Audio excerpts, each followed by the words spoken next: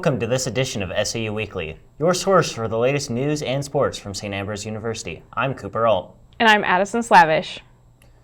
Student safety is always a top priority at St. Ambrose, but knowing how to protect yourself is important. A class on campus is teaching students ways to stay safe. Protecting yourself is an important life skill, especially on a college campus. And a program here at SAU is preparing students in a unique way. A dark room with splashes of neon looks like a party, but it comes with a very important message. We have a lot of people on this campus, and irrespective of your age, your gender, or your ability status, unfortunately, people can become victims of crime. And so I think the importance of having a self-defense class does acknowledge that that's a reality. But I think that the techniques that we're going to use today, some of them are really low-key, like people won't even realize you're doing a move on them. The Defense After Dark program is a class aiming to prepare students of all backgrounds against potential violence. Students were taught soft skills as well as aggressive techniques in order to stop threatening individuals. It also provides a source for people to explore some of the power of their body, maybe get reacquainted with it, and of course learn something new and have a little bit of fun. Students were excited to learn defensive skills and confidence in a supportive environment. I chose to participate so that myself and then also other students, they can feel safe on campus, just in case something ever came up where we need to know our self-defense, we're able to do it so we feel safe. I wanted to make it more of an inclusive environment for all individuals, no matter their gender identity or sexual orientation, just open to anyone. A one-night class to teach lifelong safety. Following the self-defense class, attendees took part in Take Back the Night, a student-led march through campus to promote student safety. With SAU Weekly, I'm Abby Varkalis. Thanks, Abby. On Tuesday afternoon, the library celebrated the warmer temperatures by hosting its own take on the spring fling. Together with the math club, students used a slingshot to fling water balloons outside the entrance of the library. With finals week coming soon, they wanted to give people a chance to have some fun and relieve a little stress before the end of the semester. We use it as a stress reliever to fling water balloons across campus because it's really fun to use a huge catapult to launch water balloons across campus. And since it's so close to finals, we figured it'd be great for students to be able to just kind of let out all the stress they're having so that they can go back to doing what they need to be doing for finals week. The library says to keep an eye out for more fun activities they have planned through the rest of the semester. On Saturday, SAU Dance Marathon hosted its 11th annual fundraising event full of activities for members and visitors. SAU Weekly's Grant Mason takes us there. Dancers at DM11 put their best foot forward once again after a year of fundraising to raise money for the University of Iowa Stead Family Hospital. All right, let's give them one more round of applause. For members of Dance Marathon, those who it benefits, it's about more than just dancing. To me, that means we get to make a difference in these kids' lives every single day. They go through so much stuff, and it's really the least we could do is raise money for them and as well as support them emotionally in their journey as well. Even small contributions are necessary for these children. Sophomore dancer Isabel Morrison knows that all too well. My family and myself are part of one of the miracle families. My brother actually passed away to brain cancer when he was only 4 months old. And so it's just a great way to commemorate all of the families here as well as our dancing and our heart kiddos. Miracle families are also invited to join in for a day full of much needed positivity. I've really seen kids go from pretty shy when they first show up at this event to outgoing and ecstatic to be here. It's really just a place where they can come, express their emotions, be who they want to be, and kind of just have fun. You're not the kid that is just in the hospital. You're with a bunch of people who care about you and who want to see you have fun and who want to see you succeed. So it really gives kids those opportunities to be themselves, to really love everything. 11 years strong, Dance Marathon continues to give back and prove just how generous the SAU community and beyond can be. Overall, DM11 raised more than $211,000, and they say plans have already begun next year's big event, DM12. With SAU Weekly, I'm Grant Mason. The SAU Art Department is bidding farewell to their seniors with one final student art gallery displayed in the Galvin Fine Arts Center. I sat down with one of those students showcasing his work for one last time. As the final art exhibit gets hung up in Galvin, Students are anxiously awaiting the end of the semester. It's been 4 years in the making, and I'm super excited. While there's still lots of work to be done, seniors like Jordan Monins have been busy bees as they prepared for their futures here at St. Ambrose. I'm currently a art history and art and design major with emphasis in print paper book. After all their hard work, seniors had the chance to display their final project for the galleries in Galvin, while also getting the chance to talk about their art at the reception held to celebrate these seniors. So behind me is the Land of Legacy, and the inspiration came from a textbook that is based on a made-up universe. Jordan took the time to create interactive pieces to this imaginary world, all of which are hand-illustrated. The one on the right and the one on the left are both printed, but this one is the original and kind of the original vision. Like many of his peers, Jordan found his time at St. Ambrose went by quickly, but will leave a lasting impression. In the future, I would like to be an illustrator. It's honestly been a dream of mine for the last couple of years, and St. Ambrose has really helped the foundation for that. Though he isn't sticking around, Jordan will always be a bee at heart. After this year, I'll be going from one bee to the next, from being a fighting bee to the SCAD Savannah bees, and it's really exciting. If you'd like to check out Jordan's and other seniors' work, the gallery will be displayed until May 12th. Coming up next, SAU Weekly's Abby Varkalis brings you what campus is buzzing about. She'll sit down with Megan Tarasi to discuss Tuesday's annual Day of Giving at SAU and see just how much our campus was able to raise in donations. We'll be right back. Tune in to KALA and hear something different. Programming that celebrates the diversity of our listeners. We're advocates for the arts, showcasing your favorite music from around the world. We're storytellers, producing award-winning news and educational podcasts. We're dedicated sports fans, bringing you the latest Fighting Bee action from St. Ambrose University. We're a learning lab, mentoring the next generation of broadcasters and content creators. A part of your community for 5 decades. We're KALA Radio, 88.5 FM and 106.1 FM. Turn it on and turn it up. On Tuesday, SAU held its 10th annual Day of Giving, a 24-hour fundraising campaign that supports student scholarships, academics, activities, and much more. Here to recap the event is SAU Weekly's Abby Varkalis in this week's What's the Buzz?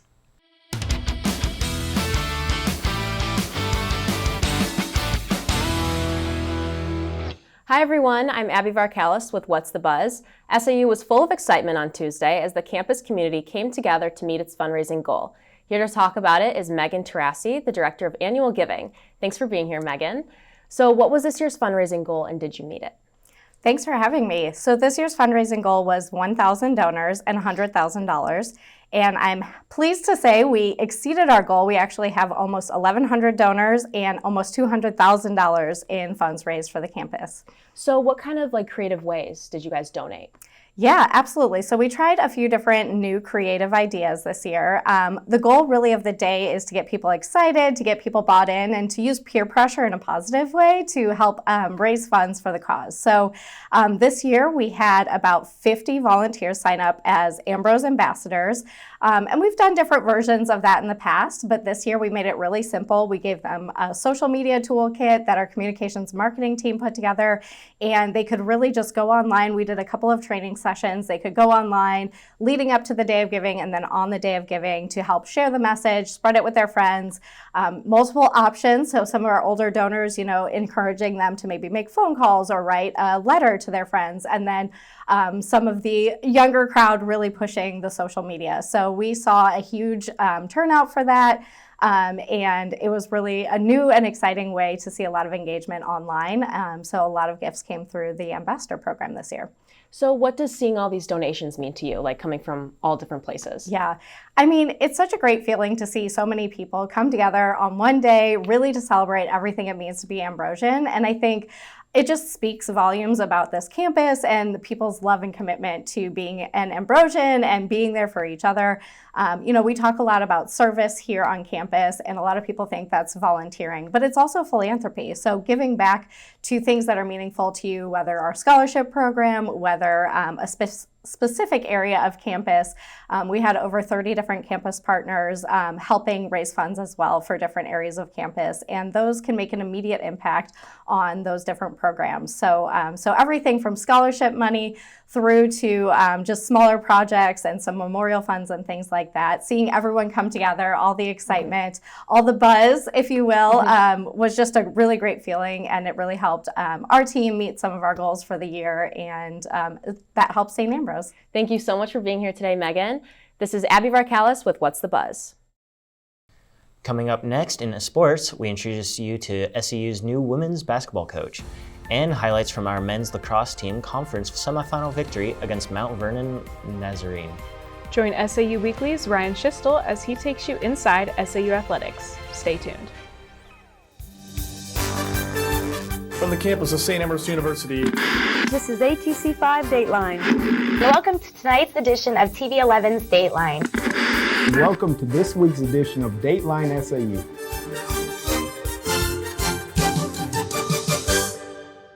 While the 5th of May may not be significant for Americans, for Hispanics, it's their 4th of July. The Quad Cities celebrated Cinco de Mayo Friday, and some St. Ambrose students joined in the celebration. TV11's Martha Garcia has the story. If it weren't for the familiar walls of Davenport's River Center and Adler Theater, one would have sworn they were in downtown Mexico City Friday night. A crowd of more than 1,000 were entertained by festive mariachi bands, a professional dance troupe from Mexico, and the heat of Latin rhythm music. It was all a part of the second annual Cinco de Mayo celebration sponsored by the Quad Cities Mexican-American Organization. Among the attendees were St. Ambrose students celebrating Mexican heritage. I felt great. I think it was a lot of fun. It was a good way to get to experience the Spanish culture, which I don't know a whole lot about. The organization's purpose for the event was to give the Quad Cities a chance to recognize the Independence Day of Mexico. To some, the celebration broadened understandings. We have to know everybody's culture to be able to unite as one. And with the Persian Gulf War, I think a lot of people came together, and I think people are starting to realize that there are other people around with different cultures and things like that. When Hispanics across the country celebrate Cinco de Mayo, they're not just celebrating an independence anniversary. They're celebrating a continuing life of valiant spirit. Tonight's event is a culmination of that spirit. From the Davenport River Center, for TV11 Dateline, I'm Martha Garcia.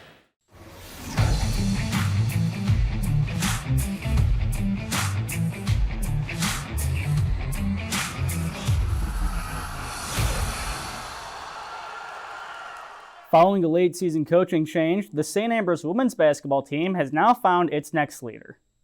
Earlier this week, St. Ambrose announced Zachary Exume as the university's next women's basketball head coach. Prior to this position, Exume spent the last season as the head coach at Thomas University, an NAIA institution in Thomasville, Georgia. Here's what Coach Exume had to say about the culture that he looks forward to bringing to the program. Culture that I believe in is have fun, which establishes a positive mindset, but it's actually an acronym. So the F stands for focus on fundamentals. It's a reminder to do the little things in order for us to progress as a team or improve as a person. U stands for unity, a reminder that they are to work together in order for us to accomplish our goals. But outside of that, utilize your resources, because there's a lot of people outside of yourself who can help you go where you want to go as far as your goals. And then the N is nail every day with energy and effort. And it's a reminder that although you can do those other little things, if you don't actually apply yourself, you're not going to accomplish, what you're ultimately going to. Coach Exume replaces interim head coach Mike Holmes. Good luck to him and the Fighting Bees ahead of their next season. After a big conference win against Benedictine to close out the regular season, the Bees claimed the number 2 seed in the Heart of America Conference Tournament. The Bees hosted Mount Vernon Nazarene Wednesday night in the semifinals. We go now to the St. Vincent's Athletic Complex. The Bees were looking for revenge after falling to Mount Vernon Nazarene in the regular season. To start things off, it's Michael Shackern netting his first of 5 goals, making it an early 2-0 Bees lead. After fighting back from a first-half deficit, It's Matt Cortopassi who threads the needle to give the Bees a lead of 6-5. Again, it's Cortopassi with the final goal of the game as the Bees top things off with a 14-9 victory. I think we played well tonight. We prepared for Ohio all week, and we came out to beat the zone, and that's what we did on offense. On defense, we played the ball pretty well, and we had a good day overall. Honestly, we just gotta play as a unit more. When we're not playing together as a family, as a unit, then we're not getting the best looks on offense, not getting the best looks on defense. So if we play as a unit, then we'll be able to beat William Penn, and I think that's what we're gonna do on Saturday. The championship game Saturday between the Bees and William Penn in Oskaloosa will be played at 2:00 p.m. Good luck to the Bees in the championship game. On Tuesday, the Fighting Bees softball team hosted Cardinal Stritch for 2 games from the St. Vincent's Athletic Complex. Starting things off right away, Kayla Stenger lines a double past the left fielder, allowing both Liz Garcia and Alyssa Schumacher to score and take a 2-0 lead. The Wolves didn't go down without a fight, though, as they would put up 2 runs in the top of the third and turn the Bees' lead to 2-3. Back on offense in the bottom of the 5th inning, it's Aaron Cornwell who lines a single into shallow right field as the Bees tack on yet another run with this called catcher's interference by the umpire. After a mound visit in the top of the 6th, however, Cardinal Stritch fought back, narrowing the lead to 5-4 with this home run to left field. However, the Bees added 2 more runs to take both games of the doubleheader from the Wolves. And following that doubleheader sweep yesterday at Indiana South Bend, the Bees are ready for their next week's CCAC tournament. Hear more from the Fighting Bees softball team on this week's episode of Inside SAU Athletics on the SAUtv YouTube channel. On Tuesday, the men's golf team competed in the CCAC championships in Wilmington, Illinois. As a team, the Bees finished 3rd, shooting 88 over par, 10 shots behind the champions, Roosevelt. Individually, the Bees had 2 top 5 golfers. Dylan McAleer came in 4th at 16 over, 2 shots behind the leader. Owen Holtman was right behind in 5th, shooting 17 over. The Bees now turn their attention to the Viking Invitational in Rock Island this weekend. And that'll do it for Inside SAU Athletics. I'm Ryan Schistel. And that's all we have for you on this edition of SAU Weekly. We'll be back next week with the latest news and sports from St. Ambrose University. Remember to check out the SAUtv Facebook and Instagram pages for our newscasts, top stories, and more. You can also find them on the Hive at SAUthebuzz.com. Thanks for watching.